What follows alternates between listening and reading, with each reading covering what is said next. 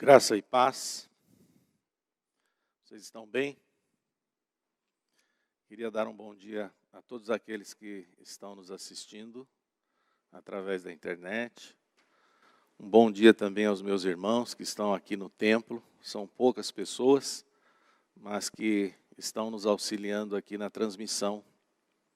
Pessoal do louvor, pessoal das câmeras, das mesas de som, de corte, internet, libras. Que o Senhor continue motivando vocês para que possamos fazer a obra do Senhor segundo a vontade dEle.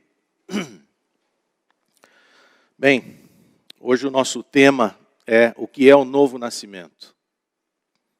Como o pastor Maurício comentou agora no início da nossa reunião, esse é um tema importante, talvez um dos mais importantes de toda a mensagem do Evangelho. E nós pedimos a Deus que nos dê graça nesse momento para falarmos a respeito dela com fidelidade. E eu quero orar com vocês neste momento. Pai Santo de misericórdia e graça, nós te agradecemos pelo privilégio que o Senhor nos dá de proclamarmos a tua palavra. E nesta manhã, Pai, que o Senhor nos dirija em pensamento e tudo aquilo que vamos falar. Que seja, Pai, através da ação do Teu Espírito. Abre os ouvidos de todos aqueles que estão nos ouvindo, Pai. Os ouvidos espirituais, para que a mensagem chegue até o mais profundo do nosso coração. Faz isso, ó Deus, nós clamamos a Ti no nome precioso do Senhor Jesus. Amém. João 3,3. Aliás, se você estiver em casa e quiser acompanhar esse estudo, ele está no boletim. Você pode acessar a página do site da igreja, Primeira Igreja Batista em Londrina. Lá você pode acessar o boletim e acompanhar esse estudo que nós estamos fazendo neste momento.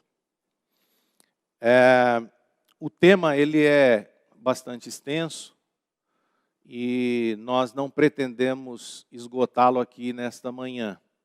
Então nós vamos passar aqui a partir do capítulo 2, versículos 23 e 25, e João 3, versículos 1, 2 e 3, e se Deus assim permitir, numa próxima oportunidade, nós daremos sequência a esse estudo. Mas o versículo-chave é João 3,3, que diz: A isto respondeu Jesus: em verdade te digo, que se alguém não nascer de novo, não pode ver o reino de Deus. Todo o capítulo 3 do Evangelho de João, ele é um capítulo bem conhecido e talvez um dos mais importantes das Escrituras. E esse capítulo 3, então, ele introduz exatamente este tema do novo nascimento. Quando a fala de Jesus ela é corretamente compreendida, entendida, nós estamos realmente diante de um tema muito importante. Por que quando ela é bem compreendida? Porque muitas vezes ela é mal interpretada. Então, por isso que oramos para que o Senhor traga essa revelação do alto, para que você e eu, nós possamos compreender com fidelidade o que Jesus quis dizer com este tema. E essa mensagem do novo nascimento, ela vai trazer exatamente esperança para uma humanidade caída. Todos os demais temas bíblicos, eles dependem da real compreensão do que significa o novo nascimento. E a conversa entre Nicodemos e Jesus, que está neste trecho aqui inicial do capítulo 3 do Evangelho de João, mostra como é possível ao homem, então, ver e entrar no reino de Deus. Em outras palavras, como pode o homem obter salvação. Então vamos, se você tem o boletim em mãos, vamos seguir aí. É fato que as igrejas hoje estão cheias de pessoas vazias. Pessoas que até se identificaram, e aqui eu digo exteriormente, com Cristo e com a sua doutrina, mas que interiormente nunca foram convertidas. Acabaram por se apegar a uma profissão de fé falsa, e para piorar a situação, o autoengano ainda é reforçado por cristãos, até bem intencionados, que sem discernimento consideram essas pessoas como verdadeiros crentes. Essa confusão ocorre por conta de um falso evangelho, diluído por uma graça barata, por uma pregação com ênfase nas emoções, no subjetivismo soberbo dos pregadores e num entendimento inclusivo da salvação e não particular. Se existe algo que nós devemos temer, é o autoengano. Aliás, nada é pior do que você viver enganado. E o que nós vemos hoje em dia é exatamente isso. Muitas pessoas estão vazias, mas dentro das igrejas. O fato de você estar numa igreja não significa absolutamente nada. O fato de você identificar-se, ainda de que forma exterior, com a pessoa de Cristo ou com as suas doutrinas, mas se você não tiver uma conversão interior, isso também não vai fazer sentido real e verdadeiro na sua vida. E nós também não podemos reforçar isto, ainda que tenhamos o desejo de acolher as pessoas, nós não podemos levá-la a essa falsa impressão de uma salvação falsa, de uma salvação que é fake, usando a expressão que a gente tem muito ouvido hoje. Para muitas pessoas, a fé, ela não deveria ser questionada. Eu até concordo com isso. Mas existem determinadas partes, textos das Escrituras, que nós também não podemos ignorar. E eu anotei aqui duas delas. Tiago, no capítulo 2, diz que a fé sem obras é morta. E as obras na vida do cristão, elas mostram de fato quem nós somos. Outra passagem também do apóstolo Paulo, em 2 Coríntios, no capítulo 13, ele diz: examinem a si mesmos, verifiquem se estão praticando o que afirmam crer. Nós de fato estamos vivendo aquilo que nós cremos? O próprio apóstolo Paulo diz para que você e eu façamos uma autoanálise, uma verificação de nossas vidas. Jesus não estava interessado em conversões superficiais. Pelo contrário, ele disse em Mateus capítulo 7, versículos 13 e 14: entrai pela porta estreita, larga é a porta e espaçoso o caminho que conduz para a perdição, e são muitos os que entram por ela. Porque estreita é a porta e apertado o caminho que conduz para a vida, e são poucos os que acertam com ela. Jesus advertiu repetidamente seus seguidores acerca do perigo de uma fé espúria, do perigo de uma fé adulterada. E ele disse em Mateus, também no capítulo 7, versículos 21 a 23. Vamos ler juntos. Nem todo o que me diz Senhor, Senhor, entrará no reino dos céus, mas aquele que faz a vontade de meu Pai que está nos céus.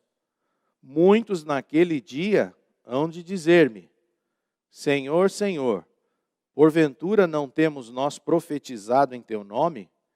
E em teu nome não expelimos demônios? E em teu nome não fizemos muitos milagres? Então lhes direi explicitamente: nunca vos conheci. Apartai-vos de mim, os que praticais a iniquidade. Irmãos, nessas duas passagens aqui que nós lemos, no capítulo 7 de Mateus, nós vemos uma questão decisiva aqui. Nós não podemos caminhar dentro de uma ideia, de uma conversão ou de uma fé superficial. Na primeira passagem, é muito claro que existem dois caminhos, ou duas portas, uma larga e uma estreita. E depois, na segunda passagem, Jesus também diz claramente: muitos me dirão naquele dia, Senhor, Senhor. Mas o que o próprio Jesus disse? Apartai-vos de mim, os que praticais a iniquidade. Nunca vos conheci. No primeiro trecho que nós lemos, de Mateus 7,14, diz assim: o caminho que conduz para a vida, e são poucos os que acertam por ela. Esse verbo acertam aqui no grego é eurisko, que significa descobrem, reconhecem, encontram. Então, o que Jesus está dizendo aqui é que são poucos os que descobrem esse caminho estreito, que reconhecem esse caminho estreito, que encontram esse caminho estreito. O que Jesus está querendo dizer aqui? Será que ele está dizendo que é difícil se tornar um cristão verdadeiro? Acho que não. Mas o que ele está dizendo é que existe apenas um caminho. E nós temos de estar neste caminho certo. E é isto que nós queremos tratar aqui hoje. Será que estamos no caminho certo? Será que estamos entrando pela porta estreita? Ou nós estamos caminhando por essa estrada larga que conduz à perdição? Que tipo de fé é a sua? Qual é o objeto da sua fé? Não vamos nos esquecer. Espaçoso é o caminho que conduz para a perdição. Então, voltando aqui para o boletim, o que é necessário para se ter uma vida autêntica e um relacionamento real com Deus? A resposta a essa indagação é o que envolve a conversa entre Jesus e o mestre em Israel, Nicodemos. E para compreendermos a conversa entre os dois, devemos começar com o texto no final do capítulo 2 do Evangelho de João. João, capítulo 2, versículos 23 a 25, eu vou ler na versão NVT. Por causa dos sinais que Jesus realizou em Jerusalém durante a festa da Páscoa, muitos creram nele. Jesus, porém, não confiava neles, pois conhecia a todos. Ninguém precisava lhe dizer como o ser humano é de fato, pois ele conhecia a natureza humana. Nessa passagem, observamos que os milagres de Jesus atraíam a atenção das pessoas. Muitos até creram nele. Todavia, o próprio Jesus, por causa da sua onisciência, não dava crédito a essas conversões, entre aspas, pois conhecia o coração deles. Então, meus amados, muito embora as pessoas acreditassem em Jesus por conta dos sinais que ele exercia, que ele realizava, o próprio Jesus sabia que a fé dessas pessoas era uma fé superficial. A mesma fé de, inclusive, alguns discípulos de Jesus. Nós vamos, não está no boletim, mas nós encontramos lá em João 6, versículo 66, o seguinte texto: nesse momento, muitos de seus discípulos se afastaram dele e o abandonaram. Mas como que um discípulo é capaz de abandonar Jesus Cristo? Exatamente porque a fé pode ser uma fé superficial. E como nós lemos aqui, Jesus não estava interessado em conversões superficiais. Era necessário algo mais profundo. E foi exatamente isso que aconteceu com Nicodemos. Ele também foi atraído pelos milagres que Jesus realizava. Os milagres atraíam a atenção do povo. E o povo ficava então maravilhado diante daqueles sinais. Se Jesus estivesse aqui em nosso tempo hoje e você o visse realizar alguns dos milagres que ele realizava, você talvez ficasse admirado com isso. E talvez o seguisse. Vamos ler João capítulo 3, versículos 1 e 2. Havia entre os fariseus um homem chamado Nicodemos, um dos principais dos judeus. Este de noite foi ter com Jesus e lhe disse: Rabi, sabemos que és mestre vindo da parte de Deus, porque ninguém pode fazer estes sinais que tu fazes se Deus não estiver com ele. Quem era Nicodemos? Quem era esse homem? Era um fariseu, o que significava que vivia de acordo com rigorosas regras religiosas. Como tal, era um apaixonado, para não dizer fanático, pela lei e pela religião. Ele tinha as melhores credenciais, ele era membro do Sinédrio, o mais alto tribunal eclesiástico e civil de Israel. Provavelmente um professor conceituado. Era um homem sincero e foi atraído para Jesus por causa de seus milagres e seus ensinamentos. Nicodemos era um homem bom do ponto de vista humano, apesar das advertências de Jesus em relação aos fariseus. Nicodemos, ele era um religioso, vivia segundo as práticas religiosas do judaísmo, ele era apaixonado pela lei, era apaixonado pela sua religião, e ele era membro do Sinédrio. O Sinédrio era como se fosse um organismo, uma instituição que reunia o nosso poder executivo, legislativo e judiciário. Então, vocês imaginem que não era pouca coisa, era muita coisa. E ele era membro do Sinédrio.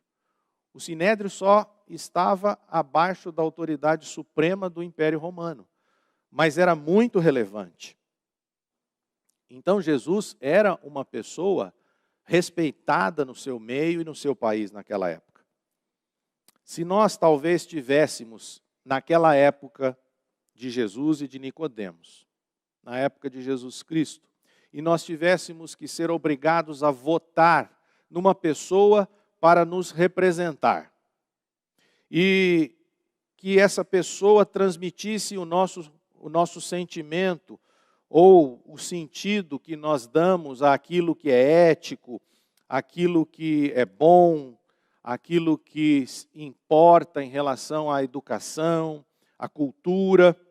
Nicodemos talvez fosse um bom representante. Talvez até nós o escolhêssemos.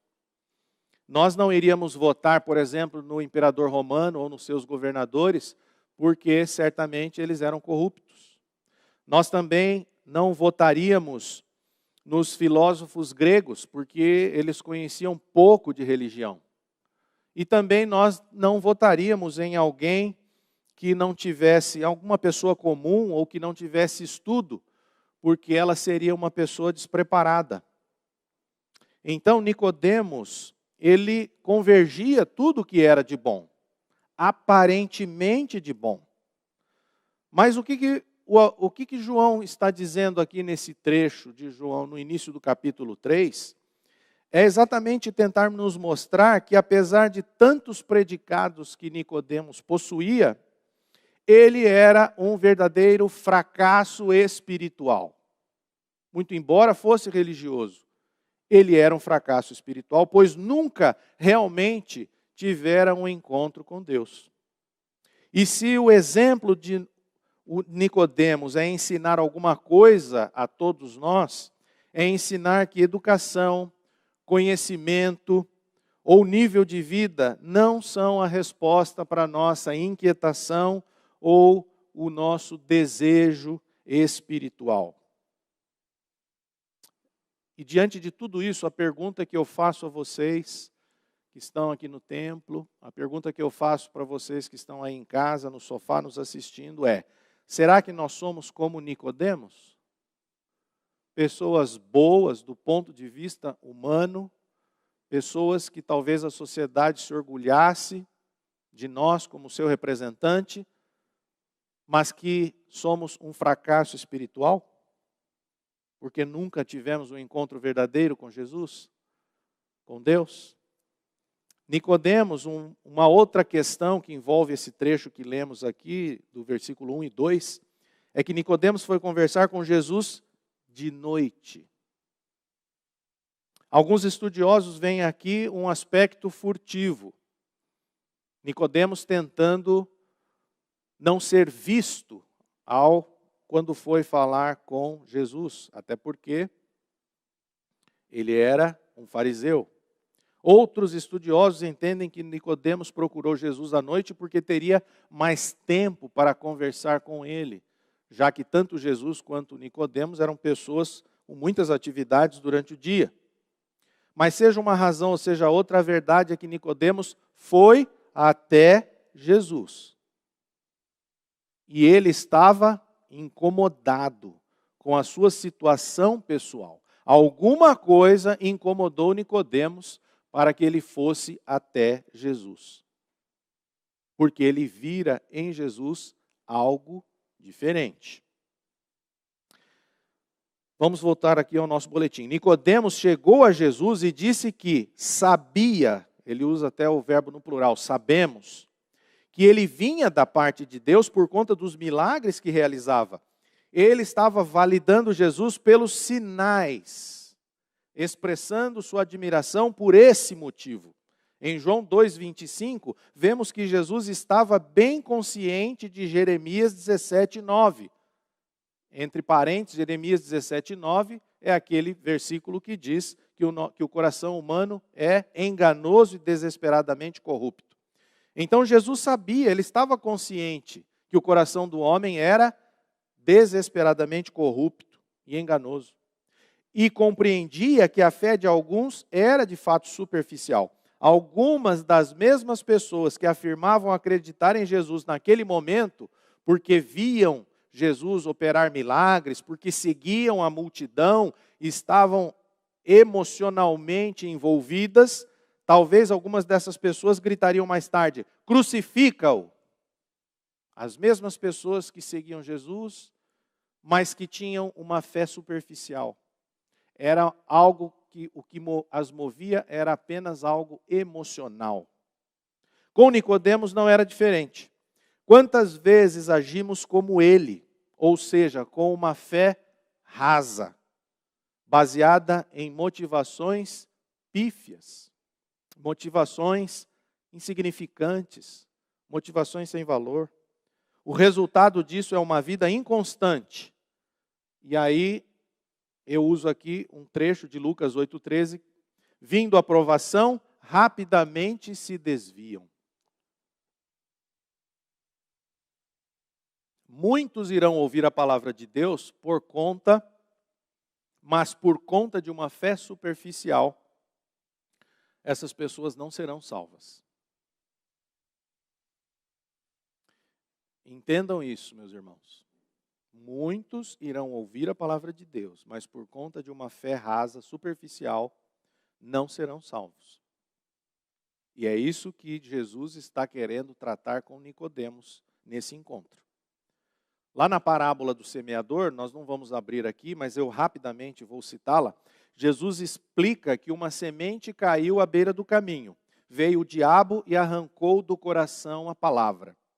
Uma outra semente caiu em solo rochoso. Por não ter raiz, as pessoas creem por um tempo e na hora da provação, o que acontece com elas? Elas se desviam. E uma terceira semente caiu entre os espinhos. Mas ela foi sufocada pelas preocupações, pelas riquezas e pelos prazeres da vida.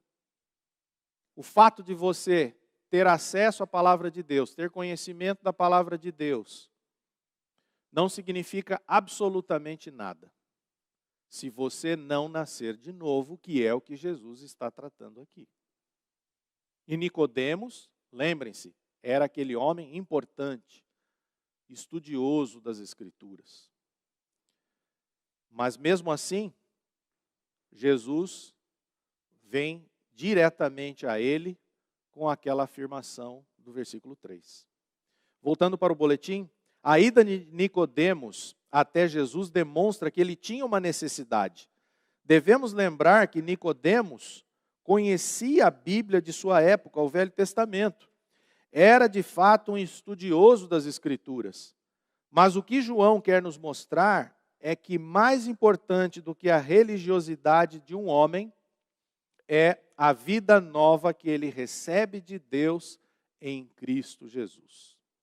Nicodemos possuía um vazio interior que nenhuma competência, nenhuma prática ritualística ou nenhuma erudição poderia preencher. O famoso matemático francês Blaise Pascal assim escreveu: há um vazio no formato de Deus no coração de todo homem. O homem, por natureza, possui esse vazio no seu coração. E durante a sua caminhada nesta terra, ele tenta preenchê-lo de alguma maneira, até mesmo com a religião. Mas nós estamos falando aqui na religião como um contraponto ao Evangelho.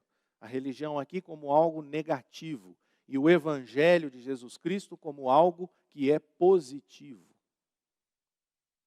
Então, mesmo Nicodemos, sendo um estudioso do Velho Testamento, conhecendo as Escrituras, o que João quer nos mostrar com esta passagem do seu Evangelho é que a religiosidade é muito menos importante do que a vida de Cristo, a vida que vem do alto, que é a vida que vem de Deus. Então, irmãos, entendam que esse vazio que Pascal se refere, ele aponta para uma necessidade de todo ser humano. Uma necessidade de perceber a própria condição de que ele está vazio.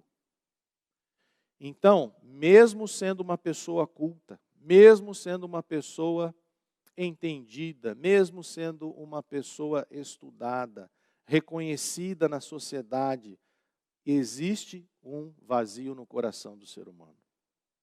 E muitas pessoas, infelizmente, elas estão cheias, mas de si mesmas, satisfeitas com aquilo que o mundo pode lhes proporcionar, mas não percebem que elas estão diante de uma realidade espiritual oca. Não há nada dentro delas. Não está aí no boletim, mas eu vou citar aqui, Apocalipse, capítulo 3, versículo 17, que diz: estou rico e abastado, e não preciso de coisa alguma, e nem sabes que tu és infeliz, sim, miserável, pobre, cego e nu. As pessoas, elas caminham assim hoje. Elas estão cheias de si mesmas, mas elas não percebem que existe esse vazio no seu interior. E elas, quando percebem, elas tentam preencher com coisas que não vão satisfazer ou preencher esse vazio. Por quê? Porque esse vazio é algo espiritual. Um pastor americano já falecido, James Boyce, ele conta uma história de que um governador Neff, do estado do Texas, ele foi convidado para fazer uma visita a uma penitenciária daquele estado. E ele falou que para os prisioneiros que ele iria ficar lá o tempo que fosse necessário para ouvir todos aqueles que se dispusessem a conversar com ele. Ele ficaria lá e ouviria a todos. E levaria o tempo que fosse necessário lá na penitenciária. E qualquer coisa que os condenados quisessem compartilhar com ele, ele disse que ficaria em sigilo. Os condenados então começaram a chegar, um de cada vez, um após o outro, e começaram a contar as suas histórias.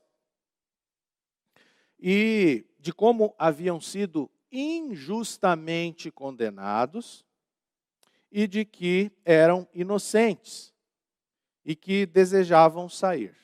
Um após um foi falando a mesma coisa para ele.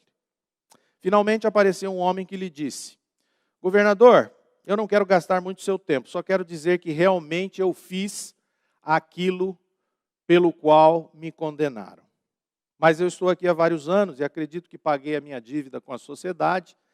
Então, eu acho que se eu fosse libertado, eu seria capaz de conseguir ter uma vida digna com a sociedade e me mostrar também digno da sua misericórdia, porque lá nos Estados Unidos o sistema judiciário é um pouco diferente e o governador ele pode dar a liberdade para um condenado, que seria o perdão. Bom, o que aconteceu? Este homem que chegou até o governador foi perdoado por ele. Então, moral da história, aquele que reconheceu a sua condição de condenado, ele acabou sendo perdoado. E todos aqueles que se diziam ou se consideravam inocentes, continuaram condenados. Talvez você diga, Fernando, essa história pode ter muitas imperfeições, porque pode ser que algum daqueles que se julgavam inocentes, pode até ser que fossem inocentes. Pode ser. Né? Ou o próprio condenado que obteu liberdade também pode ser que após a saída dele da prisão, ele pode não ter levado uma vida digna. Sim. Mas a questão é que o ser humano, ele precisa reconhecer que ele é um condenado, um injusto diante do Senhor. Enquanto nós estivermos diante do nosso Deus, com a nossa justiça própria, diante do nosso Deus, dizendo para Ele, como eu sou bom, como eu sou digno da sua graça e da sua misericórdia, porque eu faço isso ou porque eu faço aquilo, e não reconhecermos a nossa iniquidade, o nosso pecado diante do Senhor, nós não seremos ou não poderemos ser perdoados por Ele. Boletim, a salvação genuína é pela graça de Deus. E eu quero ler com vocês Efésios capítulo 2, versículos 8 e 9. Paulo diz, porque pela graça sois salvos, mediante a fé, e isso não vem de vós, é dom de Deus, não vem de obras, para que ninguém se glorie. Se nos orgulhamos de algo, a nossa salvação não vem de Deus e é uma experiência falsa. Não há nada. Se você é uma pessoa que entendeu a mensagem e que se reconhece como salva, e isso é algo verdadeiro, autêntico, você sabe que nada em você poderia te salvar, mas apenas a graça onipotente de Deus sobre você. E se você é uma pessoa que ainda não tem a dimensão desse entendimento, descanse no fato de que nada em você, tanto de bom quanto de mal, pode te salvar. É Deus, pela sua graça, que vai fazer essa obra.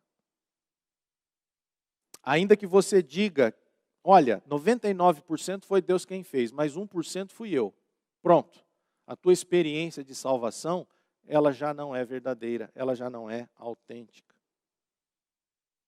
Nem a nossa fé é nossa. Nós até dizemos a minha fé, mas a fé, ela é o quê? Ela é um dom de Deus. Então Nicodemos, ele estava incomodado. Por quê? Porque ele não conhecia o Deus verdadeiro, apesar de todas as suas aptidões. Nicodemos tinha do que se orgulhar do ponto de vista humano, mas continuava com esse vazio existencial. Ele estava possivelmente infeliz, perdido e o pior, espiritualmente cego. Foi essa condição pessoal que o moveu até Jesus. Dentro desse contexto, faço um questionamento. O que leva você a Deus? O fato de que é bom possuir uma religião? O fato de a ética bíblica ser moralmente correta? O fato de que podemos obter muitas bênçãos? Meus irmãos, essas são perguntas retóricas, como está aí no boletim. São motivações pífias, motivações sem valor algum. Se nós estamos indo até Deus, indo até Jesus, por conta de algum desses motivos, eu gostaria que você pedisse misericórdia ao Senhor. Muito embora a ética bíblica seja moralmente correta. Muito embora é importante que tenhamos conhecimento das Escrituras. Muito embora você e eu possamos obter bênçãos com o Senhor. Mas é aquela questão, eu estou atrás das bênçãos ou do autor das bênçãos? Todas essas perguntas anteriores são retóricas. O que nos deveria levar a Deus é a nossa condição pessoal e natural de pecadores. Jesus disse o seguinte para os fariseus. Me acompanhe aí agora na leitura. O Evangelho de Marcos, capítulo 2, versículos 16 e 17. Os escribas dos fariseus, vendo-o comer em companhia dos pecadores e publicanos, perguntavam aos discípulos dele: por que come e bebe ele com os publicanos e pecadores? Tendo Jesus ouvido isto, respondeu-lhes: os sãos não precisam de médico, e sim os doentes. Não vim chamar justos, e sim pecadores. Se você não é um pecador, Jesus não veio para você. É isso. Se você não é um pecador, Jesus não veio para você. A questão é que todos nós somos o quê? Todos nós somos de fato e por natureza pecadores. E necessitamos que Deus retire o quê? Então, a nossa cegueira espiritual quanto a esse ponto. Nunca veremos Deus nitidamente enquanto não enxergarmos o nosso próprio pecado. Se você não enxergar o pecado em você, você não verá Deus nitidamente. Você verá Deus como Nicodemos, que se achava justo, correto, bom, uma pessoa importante, destacada na sociedade, membro do Sinédrio, mas ele ainda tinha um vazio dentro de si. Ele ainda buscava uma razão para a sua vida. E é isso que o motivou ir até Jesus Cristo. O que nós vemos aqui nessa passagem de Marcos, capítulo 2, versículos 16 e 17? Que o pecado ele pode ser comparado como uma doença. O perdão pode ser comparado a se ter a saúde restaurada, recuperada. E Jesus pode ser comparado a um médico. Ele vem até nós, Jesus, em nossa necessidade. E qual que é a nossa necessidade? De perdão pelo nosso pecado. Ele faz, Jesus, um diagnóstico perfeito. Qual que é o diagnóstico que Jesus faz a nosso respeito? Do pecado. E Jesus fornece a cura final e completa. De que maneira? Através da morte e ressurreição na cruz. E, ao final, Jesus ainda paga a conta. O que significa isso? Pagar a conta. Isso significa que é a graça de Deus. A graça de um Deus onipotente que se importa comigo como um pecador, que se importa como você, um pecador indigno. Ele ama você e por conta da sua graça, Ele envia o seu Filho para que você seja curado dessa doença que se chama natureza pecadora. No versículo 2, vemos que Nicodemos não faz uma pergunta, mas uma afirmação. Mesmo assim, Jesus respondeu-lhe. Aliás, antes de entrar aqui eu estava lendo o nosso boletim, mas antes eu gostaria de fazer uma complementação aqui em relação a essa passagem que nós lemos de Marcos. Os fariseus eram exatamente como esses doentes que não admitem que precisam de um médico. E isso acontece conosco. Se eu estou doente, como que eu posso ser curado se eu não admito que estou doente, se eu não admito que eu preciso ir ao médico?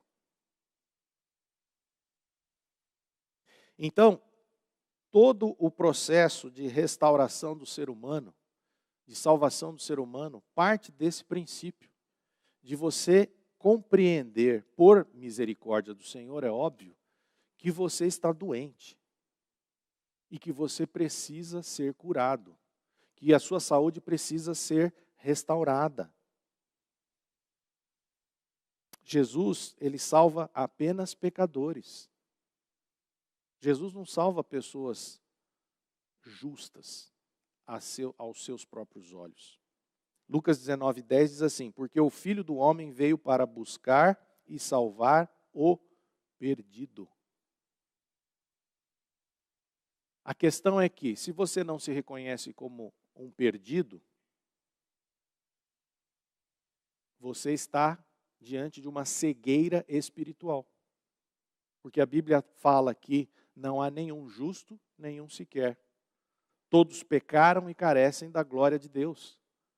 Então, é necessário que haja revelação quanto a essa sua condição. E lembre-se, você pode estar fora da igreja ou de qualquer igreja, achando que você é uma pessoa boa, que você é uma pessoa correta, que você é uma pessoa honesta, que você é uma pessoa digna, que você só busca o bem das pessoas.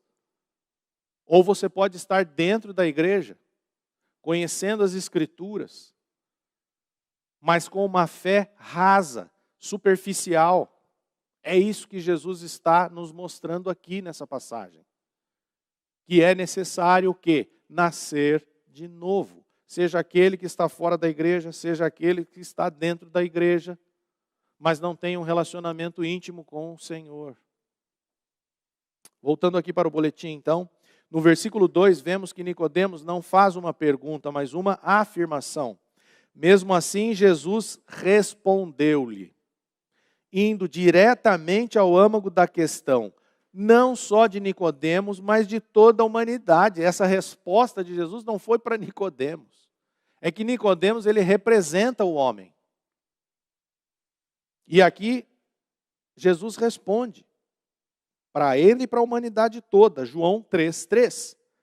A isto respondeu Jesus: em verdade te digo, que se alguém não nascer de novo, não pode ver o reino de Deus. Ao falar que é necessário nascer de novo para ver o reino de Deus, Jesus desmonta todo o estereótipo do homem que Nicodemos representa. Toda experiência religiosa, posição política, bagagem cultural desse líder não são suficientes para ingressar no reino de Deus. Não são, meus irmãos.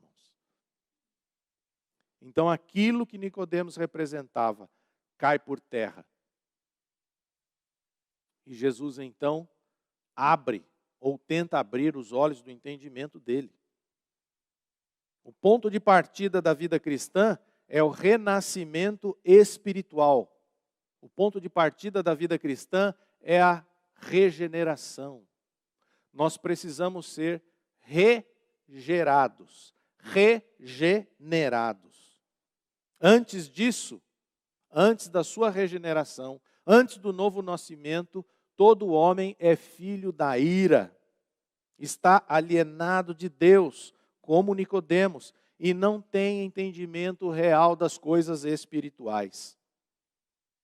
Por isso, meus irmãos, que a salvação, ela é tanto para judeus quanto para gregos, tanto para o povo religioso como para o povo em geral. Aqui, em Romanos 1,16, não está no boletim, Paulo diz: pois não me envergonho do evangelho, porque é o poder de Deus para a salvação de todo aquele que crê, primeiro do judeu e também do grego. A salvação é para judeus e para gregos, é para religiosos, sem uma experiência verdadeira de novo nascimento, como também para gregos, aqueles que estão alienados de Deus, com muita cultura, com muita sabedoria, entendimento das coisas, expertise em vários assuntos, mas a salvação é para esses também. O que está descrevendo, o que João está descrevendo nesse texto são duas coisas que constituem os principais temas das Escrituras. Primeiro tema é a incapacidade total do homem por conta do pecado de se relacionar com Deus, ou seja, de se, entre aspas, salvar. Isso é impossível ao ser humano se salvar. É impossível para você se colocar diante de Deus de maneira íntegra, pelos seus próprios méritos, pelos seus próprios esforços. Isso não é possível, é isso que o texto está nos dizendo. A incapacidade total do homem de se relacionar com Deus e de se salvar. E a segunda coisa que também constitui um dos principais temas da Bíblia é que o caminho para a salvação é fornecido mediante a graça pelo próprio Deus, por meio da morte e ressurreição do Filho Jesus Cristo. Nós não podemos nos salvar, nós não podemos expiar o nosso próprio pecado, nós não podemos caminhar em direção a Deus, se Deus não fizer em nós uma obra. João 14, versículo 6 diz: respondeu-lhe Jesus: eu sou o caminho e a verdade e a vida, ninguém vem ao Pai senão por mim. Você não tem como ir a Deus se não for através de Jesus Cristo. Por quê? Porque Ele é o caminho estreito, Ele é a verdade e Ele é a vida. O único mediador entre Deus e os homens é Jesus Cristo. Nem a igreja é mediadora de salvação. A igreja não pode salvar, meus irmãos. O sacerdote da igreja não pode salvar, o padre da igreja não pode salvar, o pastor da igreja não pode salvar. Você não pode se salvar, entenda isso. Ele é o mediador. Ninguém pode ir até ele se não for através do Filho. A resposta de Jesus a Nicodemos mostra que até o intelecto do homem é inadequado quando aplicado a coisas espirituais. Porque as coisas espirituais são discernidas espiritualmente. Se eu não tenho vida espiritual, como eu sou capaz de discernir aquilo que é espiritual? É impossível.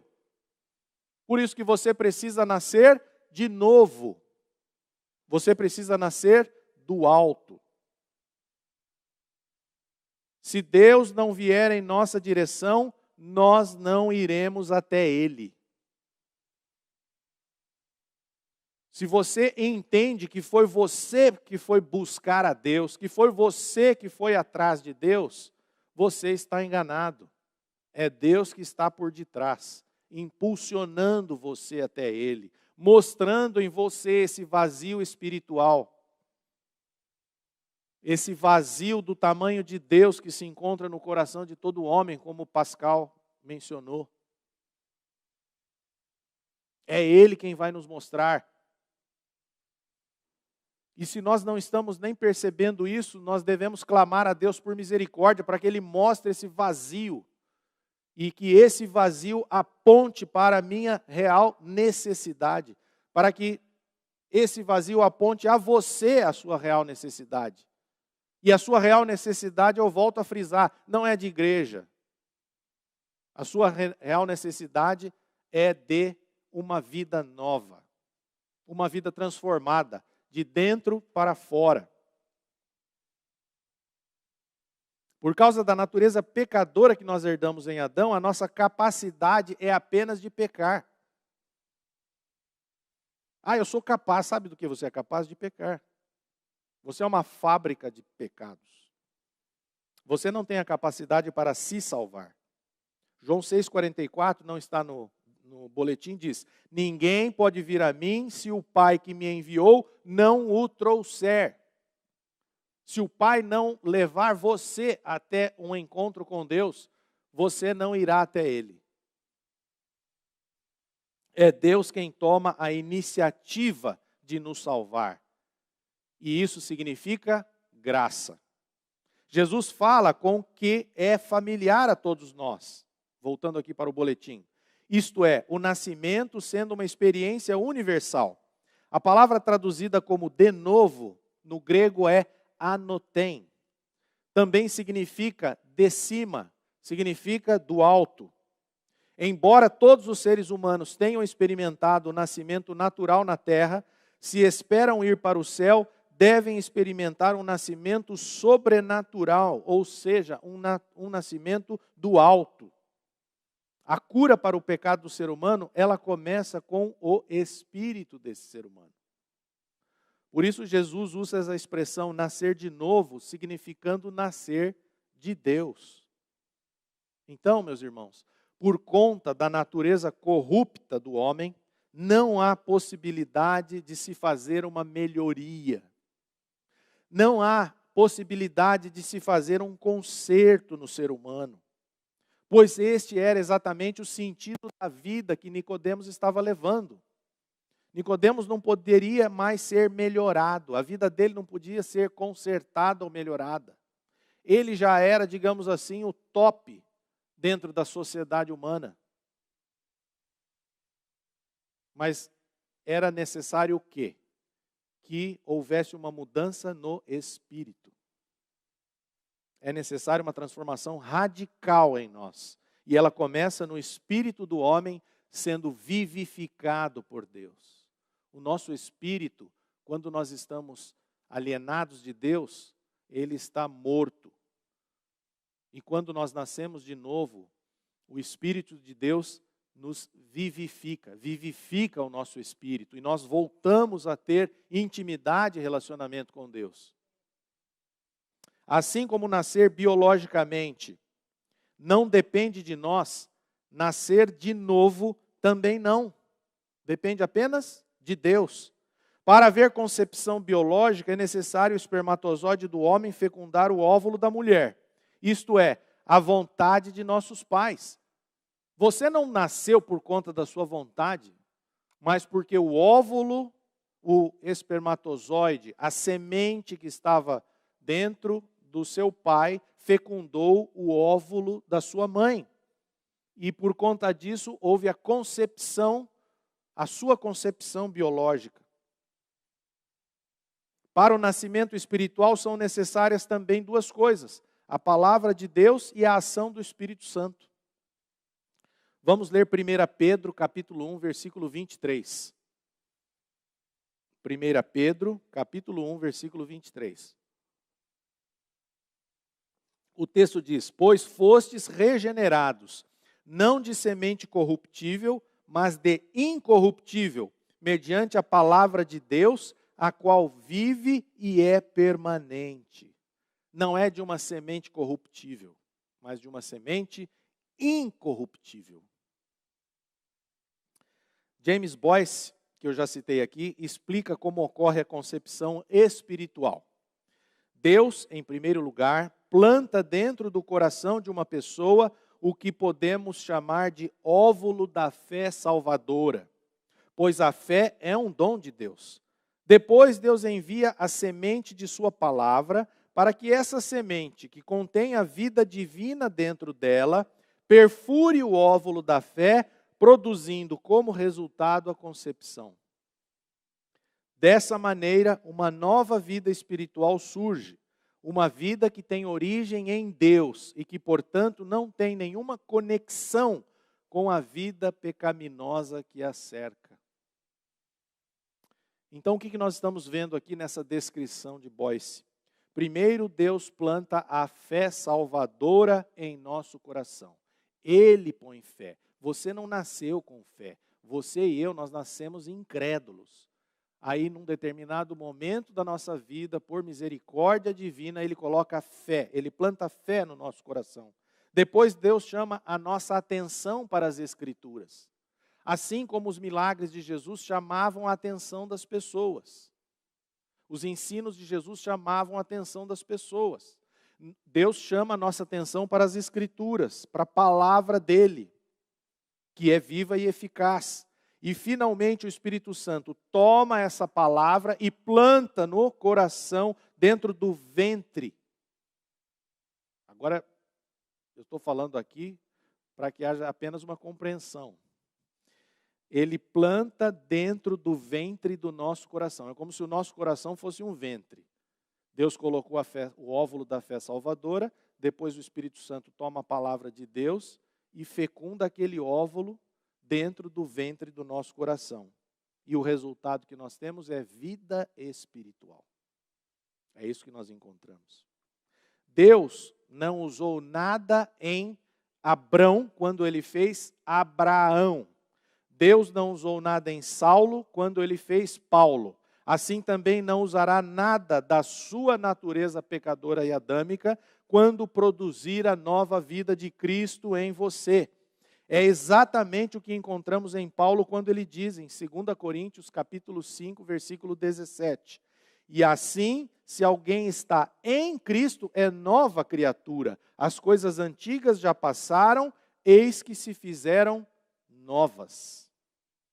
O novo nascimento, ele vai nos dar uma nova identidade. Então, qual que é o primeiro princípio que nós devemos aprender? O primeiro e grande princípio do novo nascimento é que Deus, ele não se beneficia de absolutamente nada encontrado no ser humano quando ele gera um cristão. Ele não aproveita nada. Se você acha que ele aproveita alguma coisa em você para te fazer um cristão verdadeiro, você está enganado. Deus não usou nada em Abrão. Deus não usou nada em Saulo. Assim como ele não usará nada em você, nem em mim. Por outro lado, Deus faz novas todas as coisas. Então, assim como um bebê recém-nascido, que ele não tem passado, que ele não tem lembrança de absolutamente nada, de coisa alguma, porque ele acabou, obviamente, de nascer, aquele que nasceu de novo, que foi regenerado em Cristo, não tem mais passado algum para lhe condenar, pois tudo se fez novo. Não há mais condenação para aqueles que estão em Cristo Jesus. Então, quem verdadeiramente nasceu de novo, não carrega mais o fardo do seu pecado. E nem tampouco se vangloria da sua salvação ou da sua fé que possui. Jesus já levou sobre si todo o nosso pecado na cruz sozinho. Último parágrafo do boletim. Você já nasceu de novo? Ou ainda está vivendo como Nicodemos? A única maneira de entrar para a família de Deus é por meio do novo nascimento. O apóstolo Paulo traz descanso ao nosso coração quando diz, em Romanos 8,16, o próprio Espírito testifica com o nosso espírito que somos filhos de Deus. Que Deus, em sua infinita misericórdia, conceda a graça de sermos regenerados em Cristo para uma viva e eterna esperança. Se você é uma pessoa que teve essa experiência, o Espírito de Deus vai testificar ao seu coração. Se você é uma pessoa que ainda não nasceu de novo, mas deseja isso, peça a Deus para que através das Escrituras Ele revele a você a sua necessidade, a sua natureza de pecado, esse vazio existencial, para que então, através da fé que Ele mesmo põe dentro do teu coração, essa vida nova seja implantada, concebida no seu coração. E eu tenho certeza que Deus não nega ou não deixa de ouvir a um coração contrito diante dele. Meus amados, essa era a mensagem que eu gostaria de deixar com vocês e que o Senhor, por misericórdia, nos dê a oportunidade de continuarmos nessa caminhada desse tão importante tema para as nossas vidas. Seja para você que está fora da igreja, seja para você que está dentro da igreja. É necessário termos essa reflexão. Vamos orar. Nosso Pai de infinita graça, pedimos que o Senhor vivifique a Tua palavra em nosso coração, por misericórdia e graça.